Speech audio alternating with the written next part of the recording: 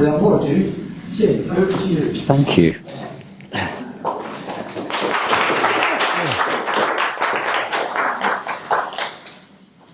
Thank you very much. Well, this is a lovely opportunity for me, really, to reflect on the play that we've just been doing. This little book here will probably be familiar to quite a lot of you. So this is the 1934 script of the play Six Men of Dorset. And I've had this for years and years and years. And I've wanted to do the play ever since 1984, during the miners' strike, when there was a production that was toured around the country by a theatre company called 784, who perhaps some people will remember.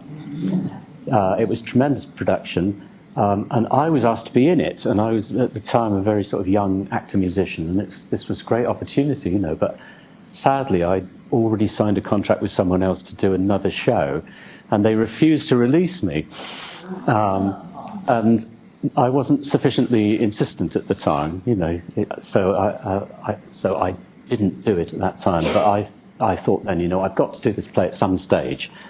And then coming back here to live in Dorset, I think actually now the way that we've been able to do it this time actually is so much more rooted than what that would have been before. Although it would have been fun to have gone around, you know, and played in front of lots of, no doubt, very partisan audiences all over the country. I think the way we've been able to do it here is really very special and is very much part of a continuing tradition of community theatre that's existed in Dorchester really for more than 100 years. So I'm just going to tell you a little bit about that before I start to talk about the play, and then you'll see up here there is a rather snazzy slideshow that I've created, if I say so myself, which we will watch, but we'll have to switch the lights off at that point. So we'll plunge it into darkness. So I'm going to do a bit of talking first, and then we can watch that.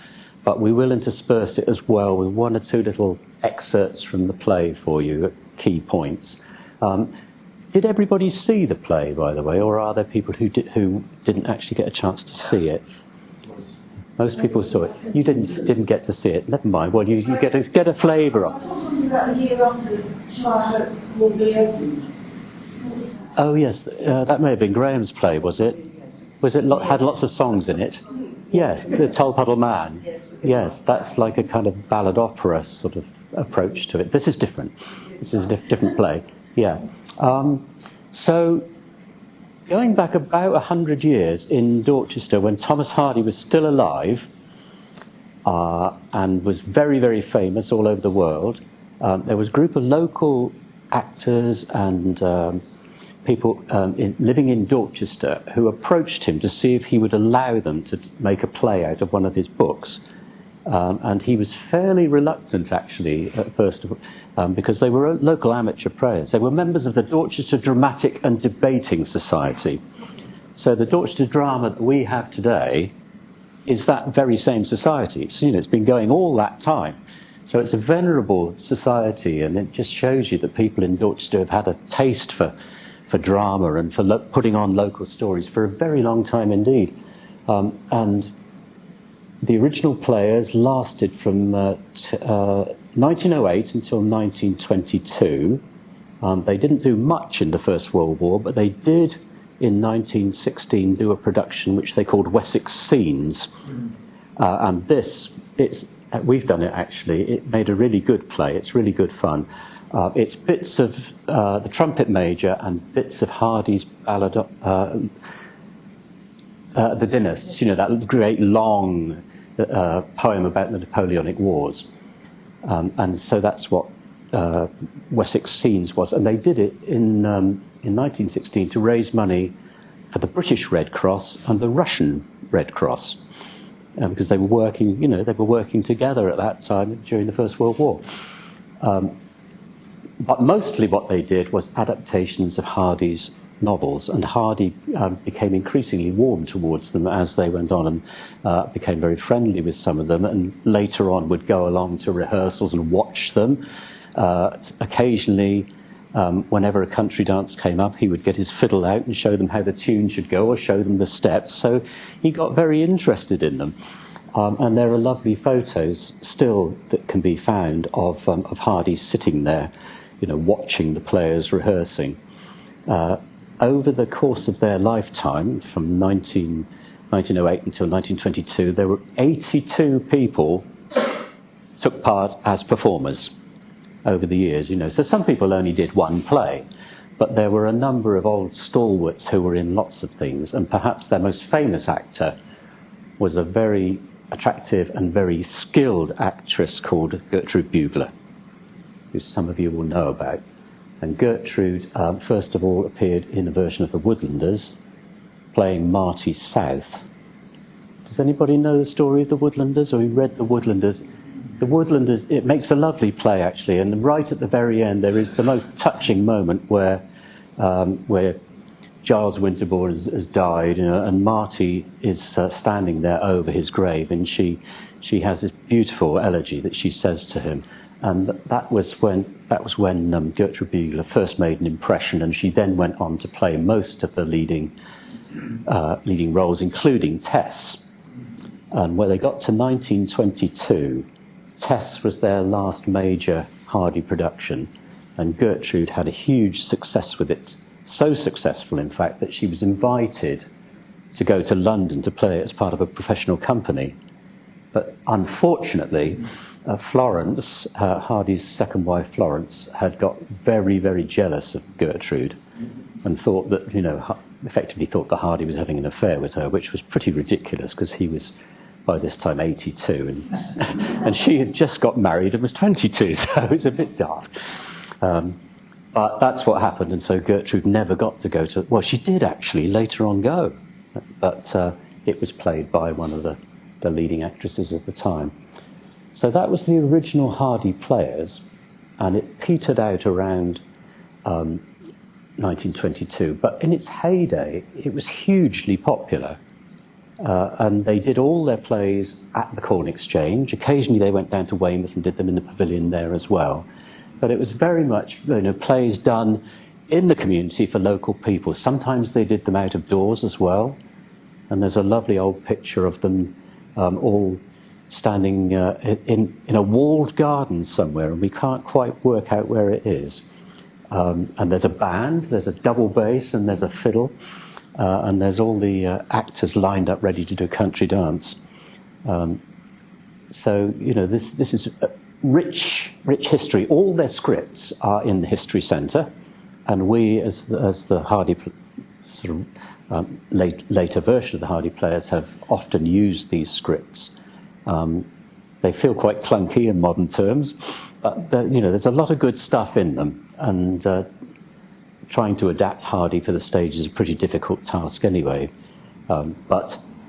So that's that, and then when they finished, the last production I mentioned was Tess. One of the youngest players in Tess was Gertrude's younger sister, who later became known as Norrie Woodall. And when Norrie was 100 years old, she requested that the players should be reformed. And so Davina Symes and one or two other people got that together. And it started again in 2005. And it's been going ever since. So in fact, the revived new Hardy Players has been going longer than the original Hardy Players, but very much in the same style. So it's local people with an interest in Dorset, with an interest in Hardy, with an interest in doing performance in the community and raising money for charity. And so the players, we think, over this, since 2005, have raised nearly £100,000. Main charities are Weldmar and Julia's House, but we support other charities as well. So that's a very big part of it. And it's always included music. So we have this great body of tunes that the Hardy family used to play on their violins. We're playing some of them just now.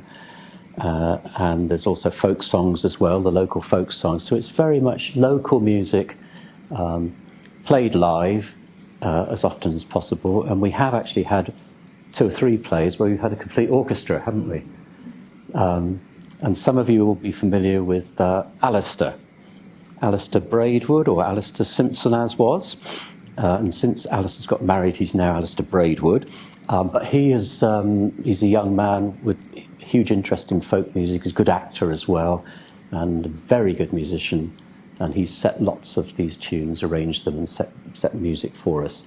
So that continues. And so this production, Six Men of Dorset, was done by the new Hardy Players. So it was a departure for us, really, because up until this year, pretty much everything we've done has been the same sort of territory as the old Hardy Players. In other words, we've been taking Hardy stories, Hardy adaptations, and performing them. And sometimes we've done smaller scale things as well. But it's all basically been about fictional characters. So this was our first go, really, at doing something about real people. And I think it's fair to say it's been a real revelation to us. I mean, I've done other plays which have been about real events and things like that, but we as a group haven't done that. And I think we all found, working on this story, which several people have written to me since this play was on and said, you've just been telling the most important story in Dorset. You know, the story of the Tolpuddle Labourers is such a significant story, and it needs to be told, and it needs to be retold, and people need to be reminded about it. And I think what's been lovely with this production is that we have had in our cast, how many people did we have? Must be nearly 40, I should think. Nearly 40 people, but we also had lots of people involved in the filming as well, and so that was another 30 or 40 as well.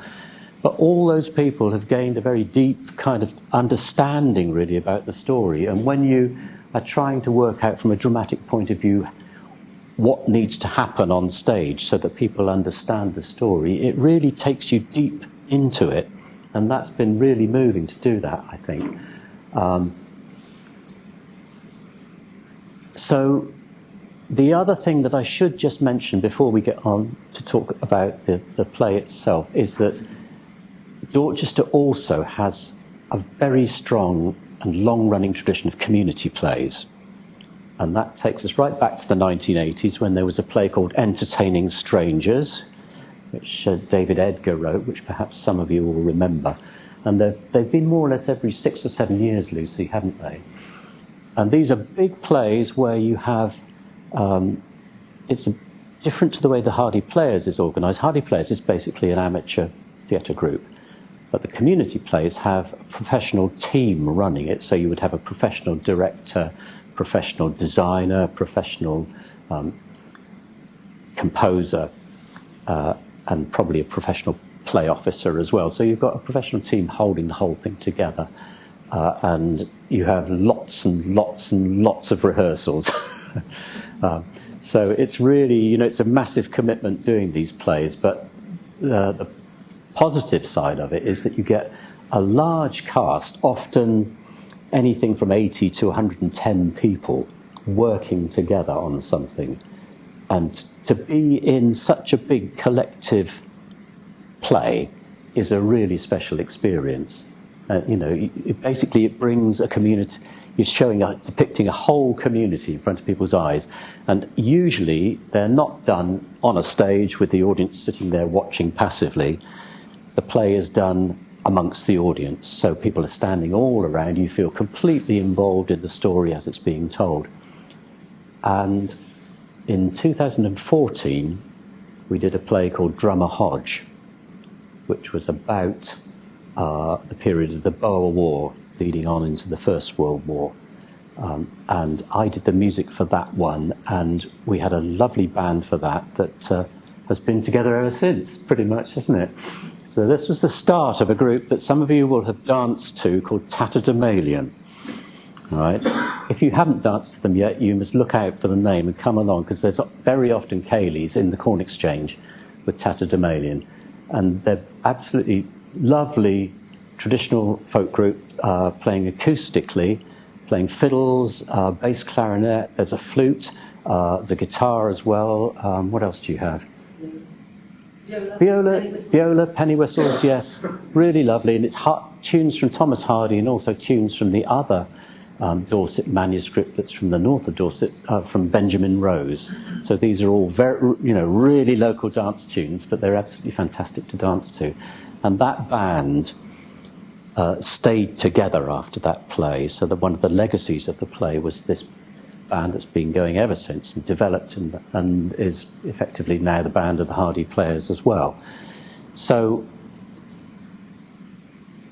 the players, all the different drama groups in Dorchester sort of feed into each other, and people come and go from the different ones, and we tend to share things as much as possible as well. So it's like a big drama community that then has the ability to put on really quite impressive productions. And so it's the case with this one that I'm going to show you here, is that we were loaned lights for this play by Dorchester Drama, and we've got a big costume store, and if anybody wants to do costume from Victorian times or Edwardian times, they can come to us, and we've been lending it out for filming, haven't we, recently? So there's a lot of mutual sharing going on in this community, which just enables us to put on some really quite impressive work. So I'm going to tell you a little bit now about what we did with this play. So when we show the film, I will be, first of all, showing you very briefly a little bit from each scene. And in this marvellous publication here, centenary commemoration of the Tolpuddle Martyrs in 1934, this was a huge event in Dorchester and in Dorset, which perhaps you will know a bit about. I'll just very quickly describe what happened. The TUC decided that they wanted to commemorate the 100th anniversary of the trial and transportation of the Dorchester men. So they did several things. The first thing they did was to ask every trade union member in the country to donate a farthing, and that money was used to build those 6 cottages. When you go out of the village, those 6 cottages where the museum is, that are named after the individual martyrs, were built by contributions from all over the country. They also built the kind of the thatched. That thatched, it's not a bus shelter, is it? What is it? It's a kind of shelter. Shelter. It's a very nice shelter by the tree. They built that as well. They got the stone put up for James Hammett as well.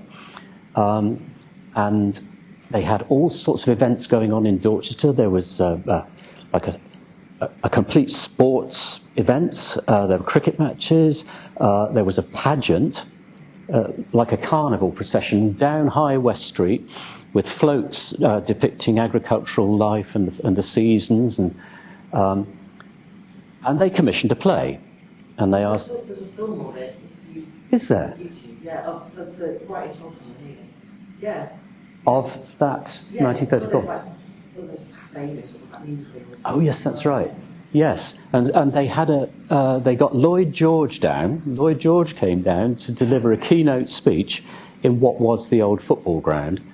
And Mornbury Rings was full of people, and there, all the old banners are there as well.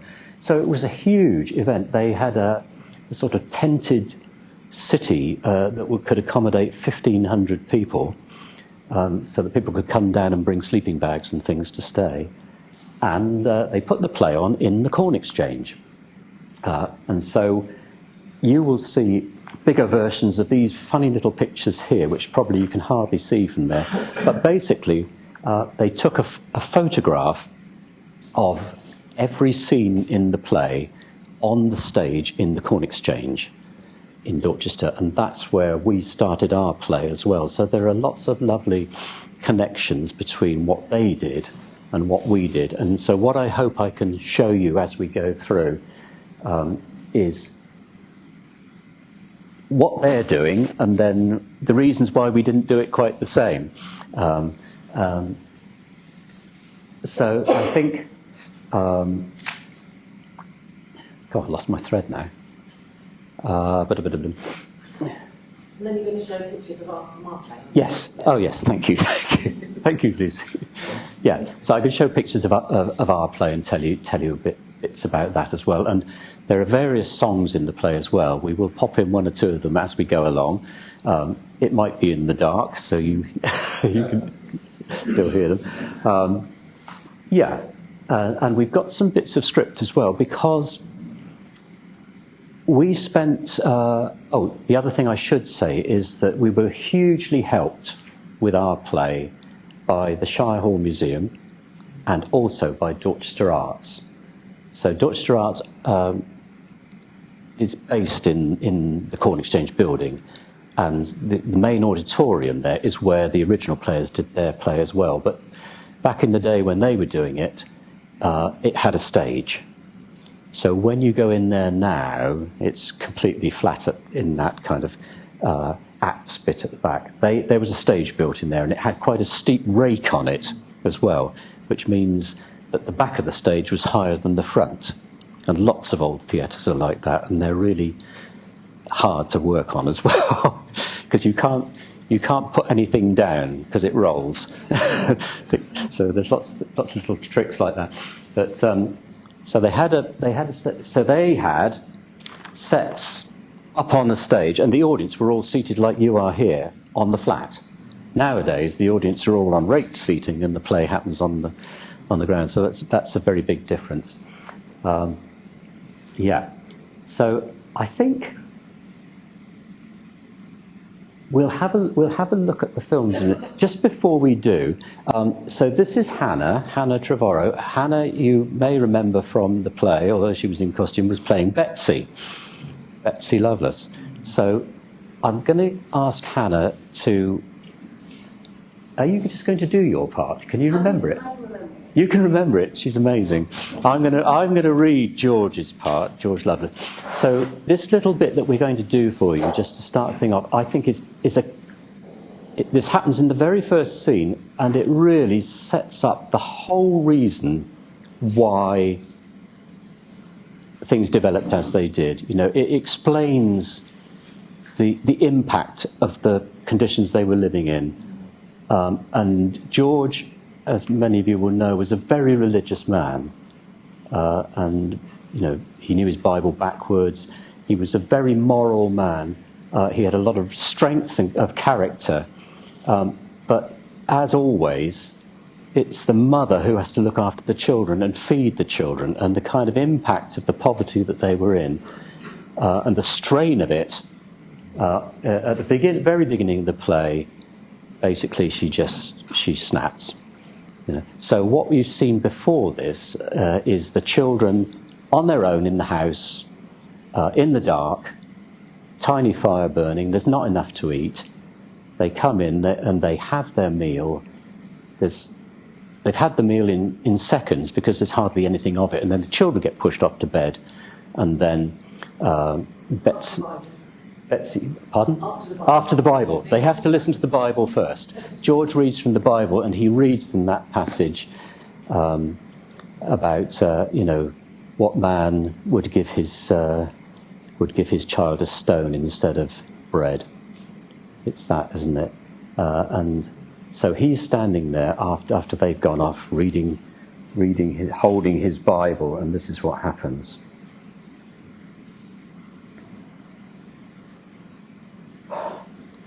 What comfort there be in the Bible? Comfort? You be one for finding comfort, George. Seems to me the harder it is to find, the more you think of yourself finding it. What's come over you, Betsy?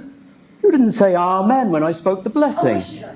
It was the Lord I was thanking. So what for? Which was a bad example for the children, showing a rebellious and discontented spirit. Well, maybe that's the best thing I can give them. I can give them little else. Never said things like this before. What ails you? What should ail me? Out in the fields, in the blinding rain, all day and every day and day after day. My body bent double picking up stones, and with another child moving in me, for 3 shillings a week. They just say the Lord sends the babies. So why he do that without sending the victuals for it with more than I know? Would that be blasphemous talk? And maybe that's more than I know too. Maybe it's blasphemy for you to stand there asking for a blessing.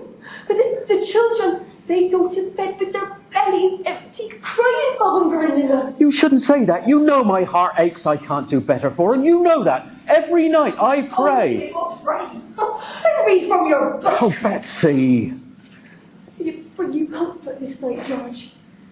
To read of them children asking their father for a loaf and him giving them a stone? What do you give yours? Tatties. Not enough of them. Oh, be fair, Betsy. I only meant for myself. I do try to be content with my lot and accept in a humble spirit what the Lord sends. What the Lord sends? Does the Lord send that you and I and the likes of us should slave our lives from the cradle to the grave and live worse than the beasts? And others, they sit idle on the fat of the land. Oh no, that be God's goodness judgment of this. That be man's wickedness. That be the real blasphemy. Putting that on the Lord. Oh, but Betsy, what can I do?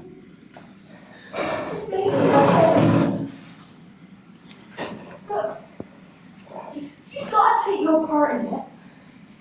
Well, that's not to be proud of.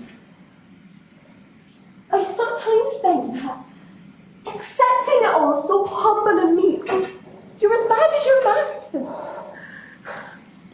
I tell you, it first sickens me to see you ask for the blessings and give it thanks.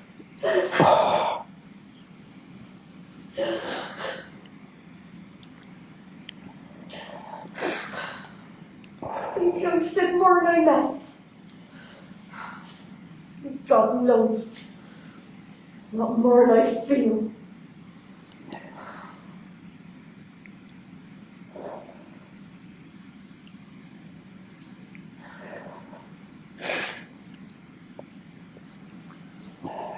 Are you coming to bed? You go, me dear. You be tired. What be you going to do? I'm best alone. You've given me something to get on with.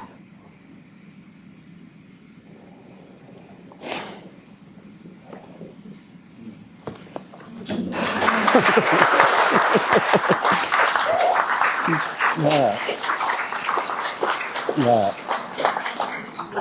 So, that first scene in the play is such a powerful start to a play, and it's really brave, I think, the way they did it, to start a play off with 3 children on their own on the stage.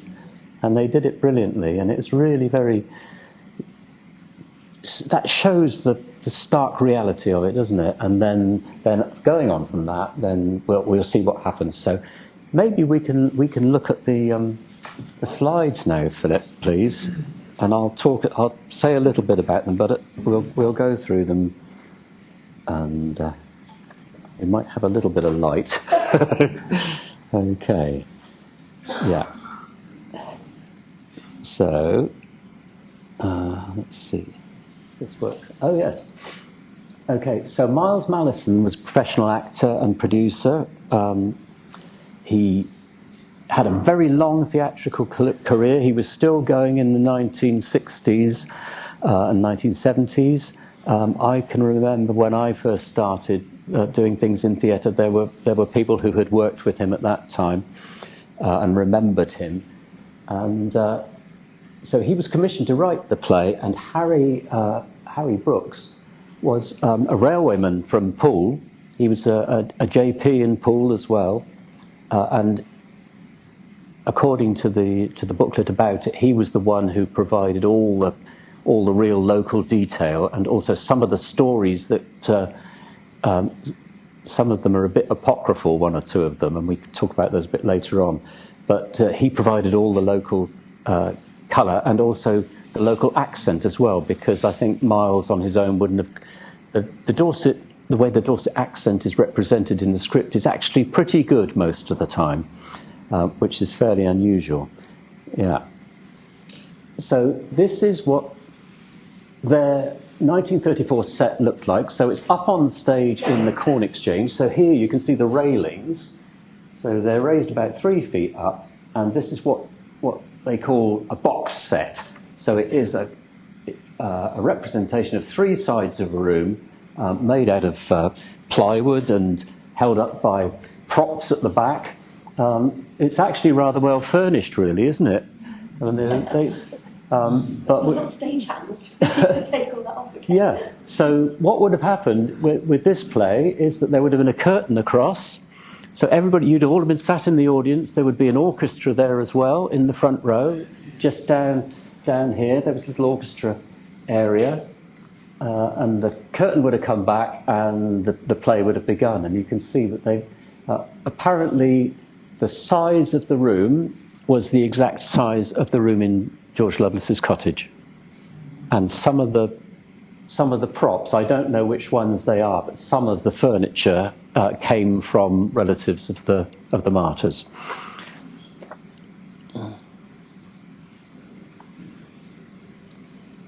So this is how we started the play. So this is the children eating their meagre meals. So you can see we've got this lovely old table here. We had minimal props. We decided we were going to use as few props as possible in this play, and to do it all with acting, with the costume. We had really lovely costumes for the play that were designed by Lou Pugh, and a whole team of people worked on making costumes and on using the costume that we'd already got. And as you can see, sort of really very few props indeed. And the children go off to bed, and this is what it looked like on stage, the end of this little bit of the scene that you've just seen. So there's George with his Bible, and Betsy in despair, really. So that's how the play begins. And at the end of the scene, Betsy goes off and George remains where he is, and the scene was changed around the actors by a team of women called the Women of Tolpuddle, and I'll speak more about them in a minute and show you a photo of them. But we decided that we wanted to keep the thing moving as fast as possible, really, and to make it visually interesting. So in the original play, a lot of the scenes are very static. They're set pieces. They're in, as you'll see, they're in nearly always the same formation in the same place. We wanted to make it much more fluid. So at the end of the scene, the table gets carried off. George remains where he is, but things change around him. So let's just carry on. So this is what happened in the original production. So the meeting, this is where they decide to go. George has made up his mind to go and ask the parson to set up a meeting with the farmers to ask them if they've all raised their wages.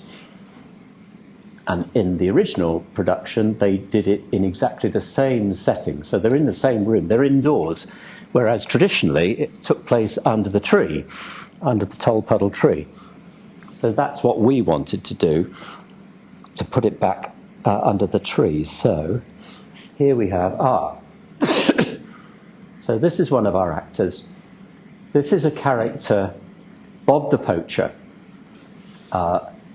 who I think was just brought in for theatrical reasons, right? See, I mean, he's a very amusing character, but also he presents a very strong challenge to George, because George is very respectable and, you know, doesn't want to do anything illegal. Bob basically is very happy to go out poaching, even though it's illegal, and he doesn't want to work for a master. You know, he's happy to be effectively self-employed, because he says he makes more money at doing like that. So he's representing a different viewpoint, really, of how to survive in the countryside. And Steve Chant, who played that part, is one of 3 actors in our cast who all had brilliant Dorset accents. And that's always been a key part of what Hardy players do, is to have people who have that strong local accent. So here he is, and he's sat there. George has got up by this time, but there you can see the tree. That photograph of the trunk of the tree is projected on the blacks at the back there. And the seats are all put in a semicircle, and in a minute you'll see when there's actors sitting on them, it gives you the visual effect that the tree is three-dimensional. So he's just waiting for the meeting to start. And it's the real tree. And that's the real tree. And Mike Stadden, so we decided to use projections on the back as a way of giving a key image for each scene that would give you an idea of where you were. So that very much looks like you're out of doors because there's a huge tree there. And here they all are sat round it, listening to George making his proposals for how to get their wages raised. And the characters that you can see here, you can see this chap in grey here is Edward Legg. You can just see Sophie's face poking around the corner from him. And these others, there's James Bryan. Who's that? Thomas Stanfield, isn't it? John. That's John. That's Thomas. That's James Lovelace up behind the poacher. And there's over here is, you can see James Hammett's leg. You have a better view of them all in a minute. So they decide by the end of the meeting that they are going to go and George asks the parson to set up a meeting. So this is what happened in the original one. So what they would have done in between scenes is to draw the curtains again. There would have been people rushing on, taking off different props, and so here they've got a candelabra up there, you can see, and some rather fancy furniture here. So we've got the martyrs on the right-hand side here. We've got the three farmers sat down here. That's the squire, and in the middle, as a sort of referee, is the parson, Dr. Warren. So we had our own version of this, which looks like... Where am I? Oh, yeah. So this is part of it. So that's the squire in the middle. That's the parson over there. This is our three farmers here, and you can see projected on the back are sort of ecclesiastical-looking windows. And this... So the table that was previously right in the middle has been moved over to there. And these three farmers worked very well together, and they represented, this is the haves, and in a minute you'll see the have-nots on the other side. So that was our version of this. And I think one of the most powerful things about the play, for me, was the way that these actors over here on the left-hand side worked together as a team to represent the martyrs. And we've got what's another thing that's really interesting about that group there is that we do have within it similar family relationships to the original martyrs. So with the original ones you had the two Stanfields and the two Lovelaces. In that group there, George at the back there with the beard in the middle is that George, and Maisie here, so they're both Sansons, and we've got two Staddens here as well, that one there and the one behind. So we had those similar family dynamics within it.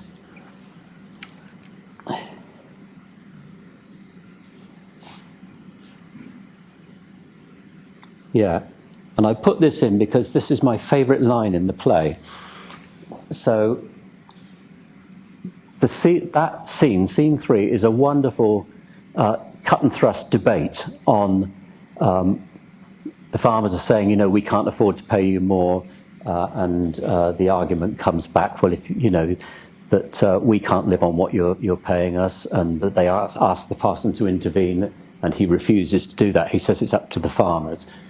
And then as the labourers become more forceful in putting their point of view over, this character, James Hammett, is the silent one who doesn't say very much.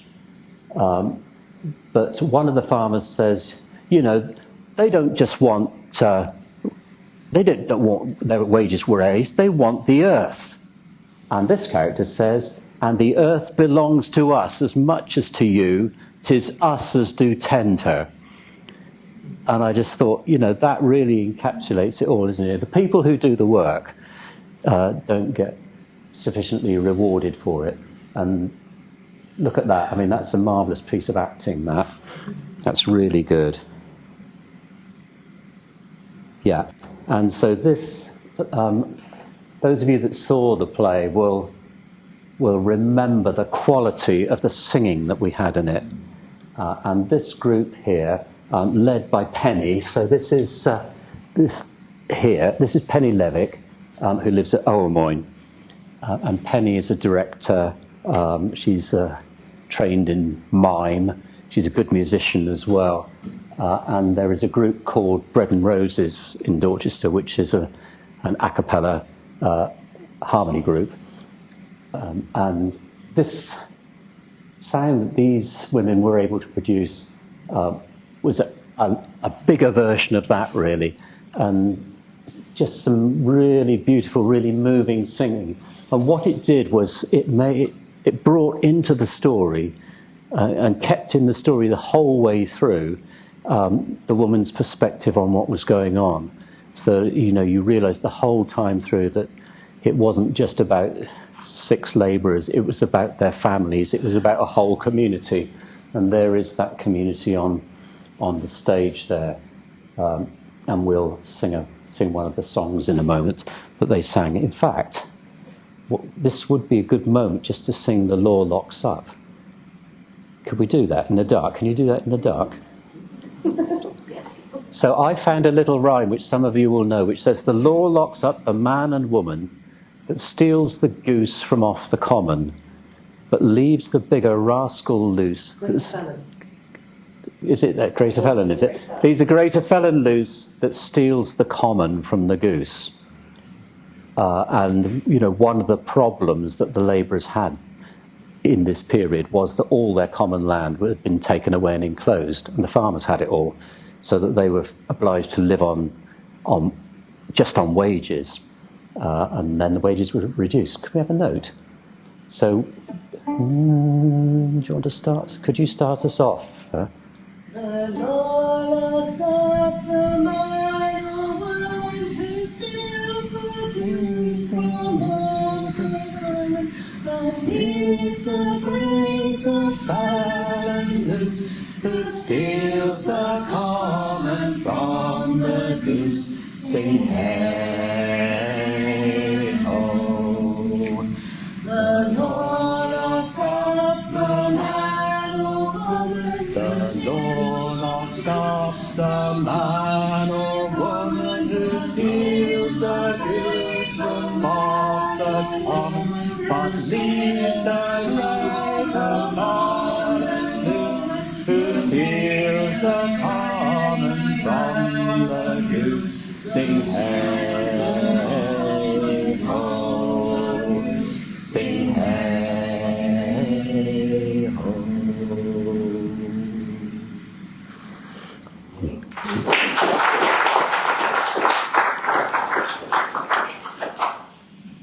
So then we come to scene 4, and this was you can see we're back in the very same set. They brought it all back on again. And this is when 2 officials come down from the Grand National Consolidated Trades Union. George has written to them, having got nowhere with the farmers. Well, basically, what the play has done is contracted time enormously. So between them going to see the farmers, in reality, the farmers did agree to raise wages, but not for very long.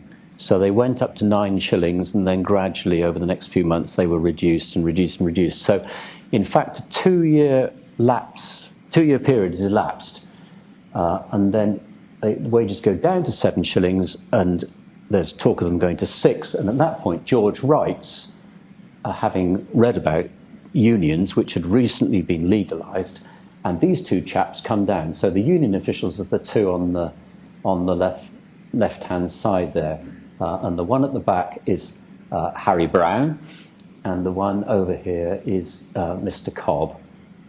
And so this is another really good scene where the 2 opposing views of the union officials are very clearly stated. So Harry's the young firebrand, the radical, and William Cobb rather is much more to George's taste. He's a much more takes a much more pacifist approach to the whole thing, a much more reasonable approach to negotiation and things like that. So it's another carefully written scene that gives you the 2 sides, perhaps, of the labour movement at the time, as to as to whether you want to take direct action to get things done, or whether you're happy to try and kind of negotiate and be more conciliatory. So that's them, and this is us doing it. Now, it's a shame that it's me doing it over there instead of the chap who really did it for most of the shows, which you would have seen back in June, which was Alban O'Brien, and Alban played the part of Cobb there. But this scene has some... the stories that you had, Hannah, were tremendous, weren't they? And they just showed... they highlighted the savagery of the penal code at the time, that people could be transported for stealing a plank of wood or a handkerchief, and what was he hung for? Stealing a sheep. Stealing a sheep, yeah, stealing a sheep. And people brought those stories to George, and in the end, George, having heard from the union officials, decides that it resolves him to start a union in the village, and then at the end of the scene, there's this lovely bit where everybody's gone, and it looks like things, this is something that's going to change our lives. We've got this union, it's a way of going forward, and we have this really quite romantic moment at the end there of George and Betsy together. And in the original play in 1934, this is where the first half ended. Yeah. So at the end of that... Also, she says to him at this point, but I couldn't live without you, and he says, I'm never going to leave you. Yes. Obviously, what's about to come. That's right. So, yeah, so whether she has a premonition about that, but that's right. So this would have been the interval in the original production, but we decided that we were going to keep it down in the Corn Exchange, really because we wanted to take people up to the Shire Hall for the trial scene, and we didn't want to try and do anything. We would had to do it in the same space, and we didn't want to use it for anything other than a trial until the trial had taken place. So we stayed down where we were. So the next bit we had was this bit, the initiation, and this, as you probably know, was what undid them really. So Cobb had advised George that they needed to have an initiation ceremony, basically to make people who joined the union keep it a secret, because it was such a dangerous thing to do at the time. It was legal, but if word got out amongst the farmers that they'd joined a union, they would have been sacked on the spot. So that was the purpose of it. But they had this rather gory skeleton, and you can see over there, probably he is blindfold in the picture, and Edward Legg, yes, so this is Legg, who we've seen earlier on, and here he is in our version, so he's blindfold, and they're all also they're all wearing these kind of surplices as well, and so it's a sort of quasi-religious ceremony that they were given to do, and told they needed to do it, and so they carried that out, but that became their undoing. And that's, you can see our skeleton there, up at the back. That skeleton was made here in Tolpuddle, as were these banners. So we had a workshop in your village hall here to make those, which Lucy did over here. These are all... I don't take credit for all of it. It's a lovely team of people. Lovely team of people. Again, you know, we had a team of people doing this as well. So really a very, very collaborative production in every sense.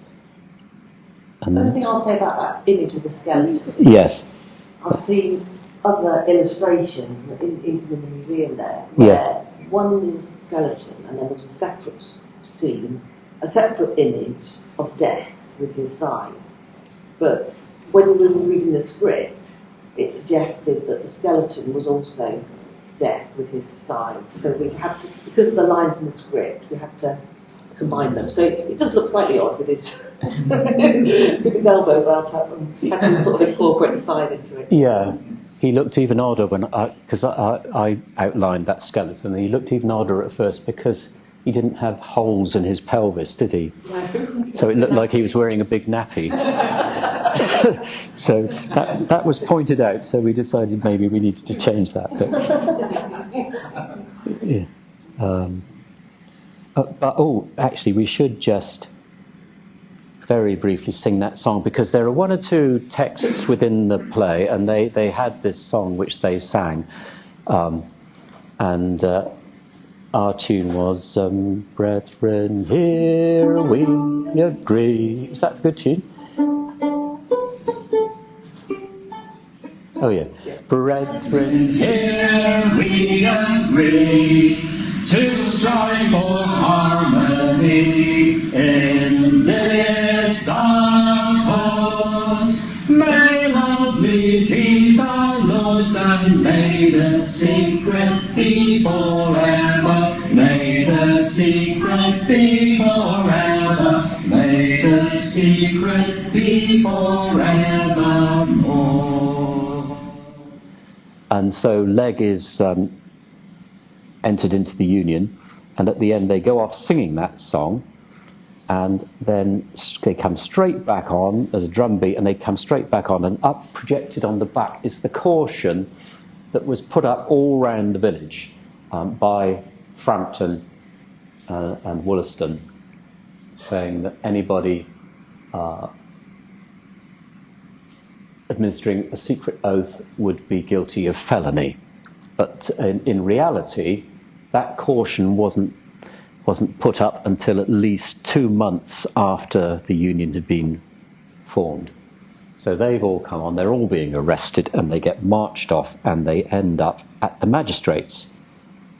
And here they are, so you probably recognise Mr. Wollaston over on the left there, and this is Mr. Frampton, sorry.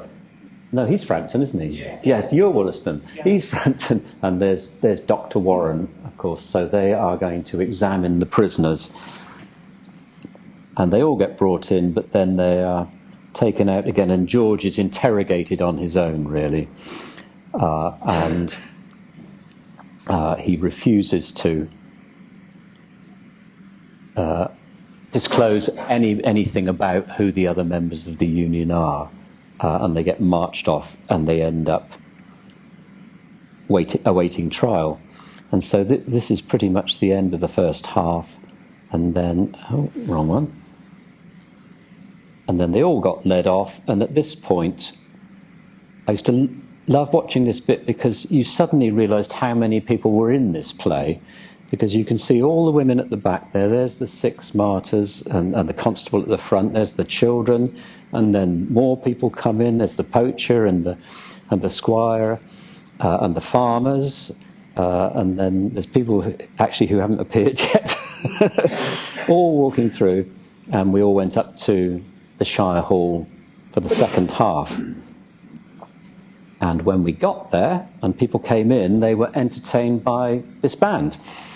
Of which you can see Lucy there. And so the chap on the left, Mike Stadden, and Lucy, and Fiona playing the clarinet, and the other Lucy playing the flute, they are all members of Tatterdemalion that I spoke to you about. And The parson there. Got an infiltrator. Infiltrator, yes, is such a good clarinet player that we didn't like to leave him out. So there was music, and then the trial began. And this is what it looked like in the original version. So you can see they're still in the Corn Exchange. And if you, next time you go in the Corn Exchange, have a look, because you will see those columns there are still there. And so they are, and look, there's some steps there going up, look. And that's that's Mrs. Wetham in the dock there. And so they've actually brought the play more into the auditorium for this scene. The judge is up there. Mrs. Wetton was the wife of the artist. She was the wife of the artist who was asked to paint the skeleton. So that was what they did with the trial.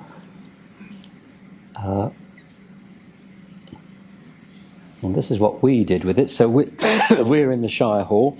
Our legal team were all women, and very scary as well.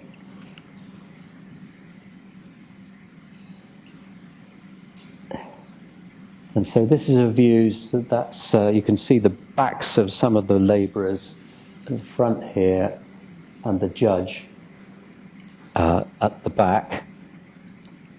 And this is one of my favourite pictures from this. This is Edward Legg giving evidence, and he was, at that point, he'd been asked, can you see the men you were talking about in the dock there? And he was saying it was him and him.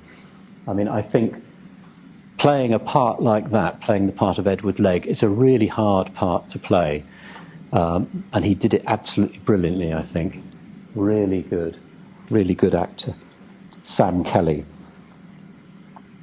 And then this is Mrs. Wetham, the painter's wife, and her part's kind of a comedy part, really. It was a bit of light relief in the play, wasn't it? And she got, again, Joy Parsons, who this is, got a wonderful local accent. She was really very, very good in that part.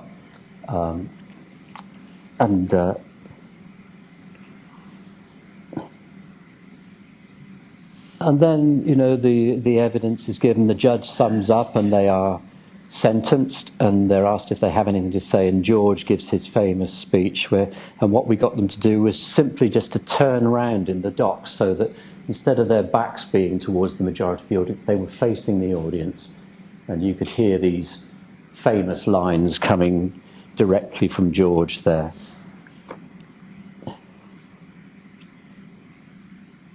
And then this bit is where they're just being sent down, and they've been sentenced. They're going down the steps in the dock, which leads straight down to the cell underneath.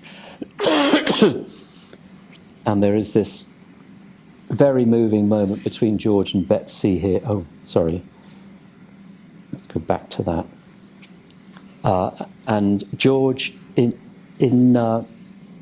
reality, as George was being taken away, you probably know he flung a piece of paper into the crowd, and it was the words of "God is our guide." And what happens in our version is that he actually passed it over to you, didn't he? And so we had this moment where their hands were touched, and the children. You can see the children are there, just to Betsy's left, and it was that was such a moving moment in the play, and then. The women sang God is our guide after they'd been taken down. And then the final bit takes us to Canada.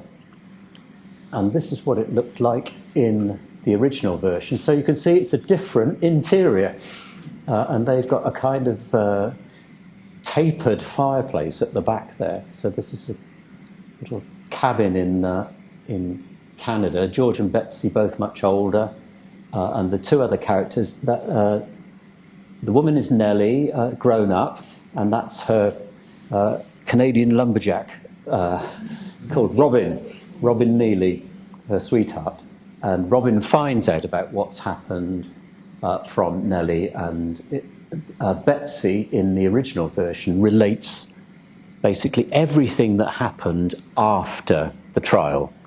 So the version that you saw, that we were doing, Betsy had a very long scene where she was telling everybody what happened afterwards. And there's our Betsy, Dee Thorne, who's an actor that a lot of you will know.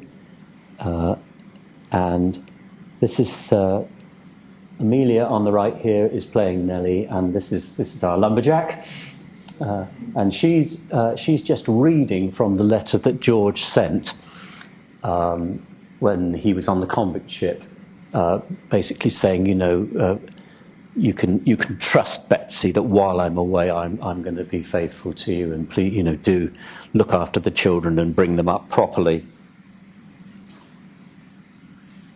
Oh yeah, and this is old George, who's aged considerably, and Chris Pullen, one of our most faithful actors, really splendid actor, played that part, and here they are right at the very end of the play. And then the music started up and we had a finale with everybody singing, and you can see most of the cast have come down into the audience. They're holding up these posters over here of the Martyrs, and we've got some versions of them here as well, and we're singing a hymn called Rise, O Rise, which we'll perhaps sing for you in a moment.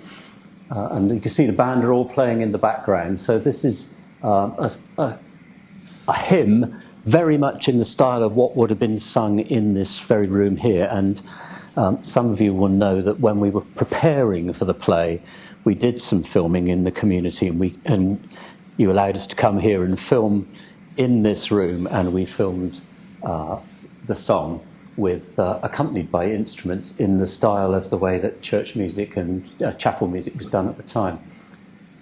So that was the end of the play. And apart from me and the doc, this is Emma Hill, who is my co-director, and Emma and I have worked together for many years on plays, and this, I think, is the one that we both feel is the most significant piece of work that we've been able to put together, but thanks to such tremendous input from so many talented performers and talented makers. So that's how we came by our play, and that's just a few of the credits there. Canada, that's why it was trying not to look like the show. Ah, yes, let's just look at that again. Sorry. Okay. No, I should have said that. Where are we? Yes, so can you see there are these drapes up across the window and cloth hanging down, and a tree. Yeah, there's a sycamore. That is a sycamore tree at the back there. So we just wanted to turn it from being such a stark grey courtroom into something a bit greener, and this way of doing it, which Lucy devised, involved these very long drapes weighted with chains, weren't they? To try and hold them up in place. Yeah. Yes. Yeah. And I think that's pretty much it, really. So if we could have the lights back on, please, Phil.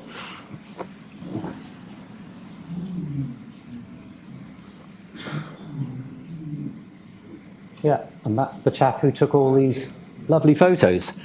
Yeah, so there you are. Thank you.